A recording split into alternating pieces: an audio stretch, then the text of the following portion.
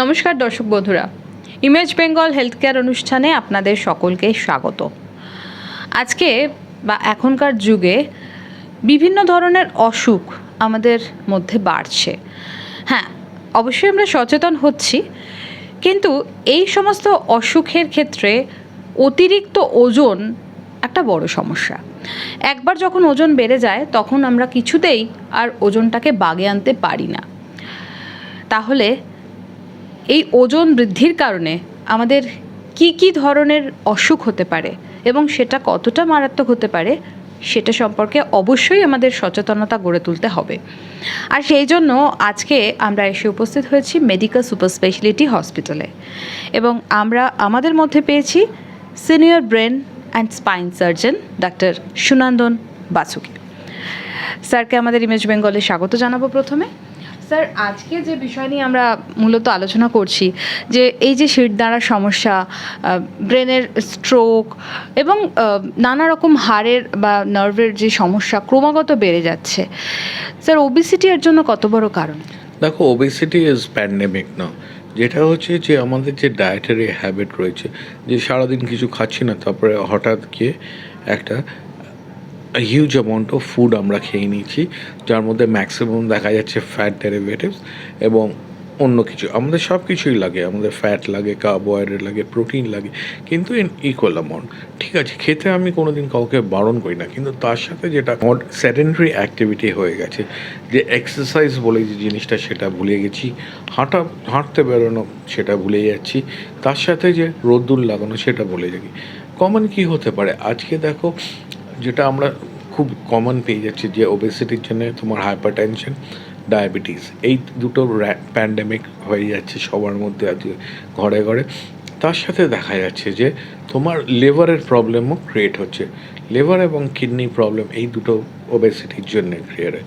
এবার ওবেসিটির জন্য যেটা হয়, যে তোমার দেখো বডিটা একটা এক্সট্রা ওয়েট ক্যারি করছে, তার জন্যে তোমার বোনসগুলো ডিজেনারেটিভ হচ্ছে, তোমার বোনসের কোয়ালিটি খারাপ হচ্ছে, এবং সেই জন্যে যে এক্সট্রা ওয়েট করার জন্য they are more susceptible to osteoporosis, fracture of the bone, তারপরে তাদের স্পাইনের প্রবলেম হচ্ছে। এবার ধরো ওবেসিটি যদি আমরা দেখি, তোমার রক্ত চলাচল যেটা হচ্ছে ম্যাক্সিমাম তোমার বডিতে চলে যাচ্ছে এবং ব্রেনে কম যাচ্ছে, এবং obesity makes you do things slowly. So তোমার ব্রেনের মধ্যে ফ্যাট সেলস তো ঢুকবে না, but the blood supply and everything কমে যাওয়ার ক্ষেত্রে সেখান থেকে তোমার অ্যাক্টিভিটি কমে যাচ্ছে এবং তোমার মেটাবলিজম কমে যাচ্ছে। স্লো ইউ বিকাম স্লো, তোমার সেলসগুলো ডাই অফ করে যাচ্ছে, তোমার স্কিনের প্রবলেম হবে এর থেকে। সো ভ্যারাইটি অফ ডিজিজ যদি আমরা মেটাবলিক সিন্ড্রোম বলি, সেটা কিন্তু এই ওবেসিটির জন্য আসে।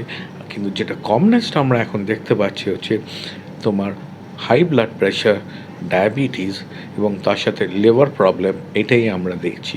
এবং সাথে সাথে ওবিস পেশেন্টদের মধ্যে একটা স্ট্রোকের প্রবণতা দেখা যাচ্ছে, হার্ট অ্যাটাক ডেফিনেটলি, এবং ব্রেন স্ট্রোকও এর মধ্যে দেখা যাচ্ছে।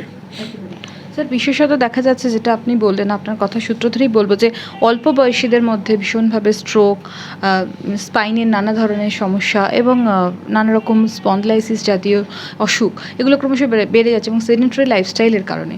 স্যার, এটা থেকে বাঁচার উপায় কি? যেটা আগেই তোমায় প্রথমে বলেছি, prevention is better than cure.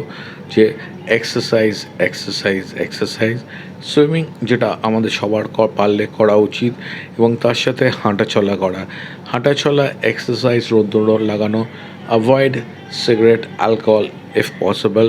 তার সাথে ফাস্ট ফুডটা যতটা পারি আমরা অ্যাভয়েড করে নিই, তাহলে যদি একটা সেডেন্টারি অ্যাক্টিভ থেকে একটা যদি অ্যাক্টিভ, তার সাথে আর একটা যেটা আজকে আমরা সবাই র্যাট রেসে দৌড়চ্ছি, যেমন ধরো কর্পোরেট সেক্টরে কাজ করে কিংবা কোনো অফিসে কাজ করে, সেটা আমরা দৌড়েই যাচ্ছি না।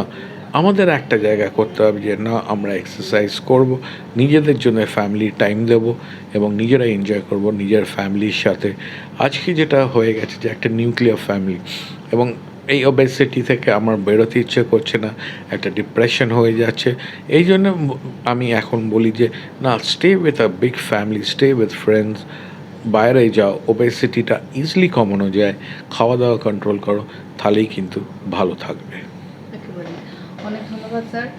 আশা করি স্যার যেটা শুরুতেই বললেন যে ওবেসিটি হচ্ছে আজকের দিনে প্যান্ডেমিক, আর এই প্যান্ডেমিক যেভাবে আমাদেরকে গ্রাস করছে তার জন্য এত ধরনের যে অসুখ, সেই অসুখের বিপদ থেকে বাঁচার জন্য একটাই বিষয়, সেটা হচ্ছে আমাদের ওজনকে নিয়ন্ত্রণে রাখা।